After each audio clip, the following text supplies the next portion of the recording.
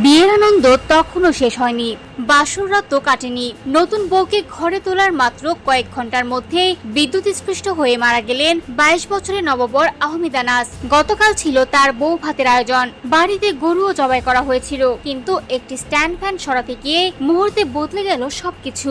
আনন্দের বিয়ে বাড়ি পরিণত হলো কান্নার ঘরে। মর্মান্তিক এই ঘটনাটি ঘটেছে কুষ্টিয়ার দৌলতপুর উপজেলার হোমলবাড়িয়া ইউনিয়নের গাছের দিয়া স্কুল পাড়া এলাকায়। নিহত আহমেদ আনাস ওই এলাকার ইউসুফ আলীর ছেলে। পরিবার ও স্থানীয় সূত্রে জানা গেছে, প্রায় 2 মাস আগে আনাস ও 18 বছর বয়সী সাইরা খাতুনের বিয়ের নিবন্ধন বা কাবিন হয়। বৃহস্পতিবার বিকেলে আনুষ্ঠানিকভাবে নববধূ সাইরাকে আনাসের বাড়িতে নিয়ে আসা হয়। শুক্রবার দুপুরে ছিল বউ ভাতের আয়োজন। সেই উপলক্ষে বাড়িতে চলছিল প্যান্ডেল তৈরি, অতিথিদের খাবারের ব্যবস্থা এবং নানা প্রস্তুতি। রাতেও ছিল বিয়ে বাড়ির আনন্দ। উঠানে বাজছিল গান, চলছিল শেষ মুহূর্তের কাজ। রাত 11টার দিকে বিদ্যুৎ চলে যায়। এরপর রাত 12টার পর বিদ্যুৎ ফিরে এলে আনাস একটি ফ্যানের পাশে বসেন, কিন্তু বাতাস ঠিক মতো না আসায় তিনি স্ট্যান্ড ফ্যানটি সরাতে যান, আর সেখানেই ঘটে ভয়াবহ বিপত্তি। ফ্যানে হাত দেওয়ার সঙ্গে সঙ্গেই বিদ্যুৎ স্পৃষ্ট হন আনাস। পরিবারের সদস্যরা দ্রুত তাকে উদ্ধার করে কুষ্টিয়া জেনারেল হাসপাতালে নিয়ে যান, কিন্তু সেখানে কর্তব্যরত চিকিৎসক তাকে মৃত ঘোষণা করেন।